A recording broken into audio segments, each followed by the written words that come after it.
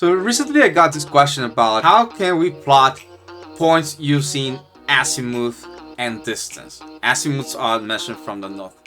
And the use case is this, but you can apply it to anything that you can have. This is from aviation, but I'm sure similar applications can be done in other niche. How can we plot a point if we know the distance and the azimuth? So I'm sure there's several ways that you can do it, but this is one that I'm trying to demonstrate. So you may have something like this. You have a printed map. For one reason or the other, you cannot have the data. And what you're going to have is a origin point from which all of the different other points need to be measured. And from there, you're just going to measure to get the distance and the angle. So everything has this common starting point. We have all of these distances and angles. And from there, what we want to do is plot them using QGIS in order to get this representation in a digital way. Now, there are other ways in which you can do this. You could reference the chart if you are, or the map, or whatever you have, in order to do it that way. You can use some other COGO tools and do it one by one, but this is just trying to reflect how you can do several of this. So let's say that you measure all of this on the map. You get the distance and the angle. The angle needs to be from the north. Okay, so something like this. This is your north, and you're going to get, for each one of this, you're going to get an angle 1 all the way to angle n, and also a distance 1 all the way to distance n. And with that, you're going to build an Excel table. Okay, and in my case, the Excel table is going to be called like this. The first one is the azimuth, and the next one is going to be called OBS/distance, just because in aviation, probably this will be the distance to the obstacle and the azimuth.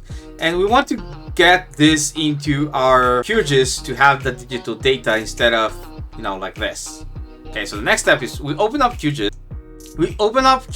And we can just drag and drop our Excel file into QGIS, and it's going to be interpreted.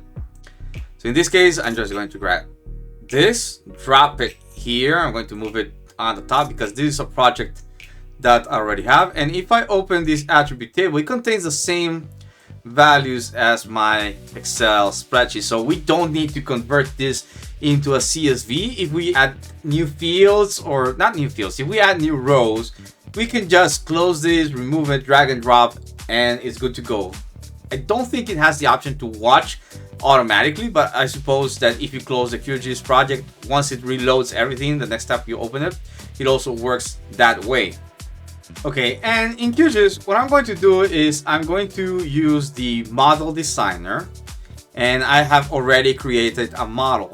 So if I run this model, it's going to ask me what's the departure end of the runway, which is the starting point. Really, in aviation will be, depending on the use case, it could be the departure and the runway, but in your case, this will be the origin, and we can change the name to origin, start, whatever it is. Then we're going to tell it which table we want to use, and the output of the points, in this case, obstacles for aviation. And also I added a control for verification. What's the true north, so that we can measure if we want or not. We can just say this we want to add or not. And what this model does is that it takes something, a point layer, which is the origin. It takes this table that we have from Excel, and it's going to create a point, a duplicate as a north point. Add it. It's going to add a ID, which is unique, not unique, but the same to the point, and the same ID is going to be added to the table. So if I double click to this, it's going to be something like this. Okay. Why I'm doing this way? Because I want to run this several times, and it's kind of like a workaround because my table doesn't have a geometry, and I want to transverse through all of it, the azimuth and distance, and I want everything to keep the same origin. I'm sure there are other ways to do it, but this is something that I wanted to do with Model Designer. One, because the person asking for this, they started out in Model Designer, so it's just giving them an idea on how they could improve their own situation, so forth. And the other one is because I wanted to do it directly there to learn myself, but I'm sure there are other ways. We could use scripting, we could use some other prepared plugin that it's already for that. And for the table is the same. We add the same ID. At the end is going to join both of these tables into a single table by using those joining these, and from there is going to project the points using the bearings and the distance. Here the only thing is, how do we specify the field that we need to use? We need to use a value, and this value we can set it here by using edit, and we use the name of the field that we want to use in this way. So the same for the distance. In my case, I'm using OBS/distance, etc. And here the output is going to be added into QGIS. So let's run it. Let's see what's going to happen. Okay, so to run it, normally you either have it already in your processing toolbox, but let's say that you downloaded or somebody sent this file to you. Go to processing, you open your toolbox, then you can go to, instead of creating a new model, you can open it like I'm doing it right now, or you can add it to your model if you're going to use it several times. Okay, let's say I want to open it up. I open this model. I'm going to search where I have it, click open, and then run. And it's going to request, okay, what's the threshold and selected features if we want to use it. So the disadvantage of doing like this is that it's going to block what I'm doing at the same time. So I'm going to select the threshold and run it again. Threshold selected feature. Which table contains the azimuth? The one that we added, azimuth and distance. And after that, I'm going to say that I want to add everything.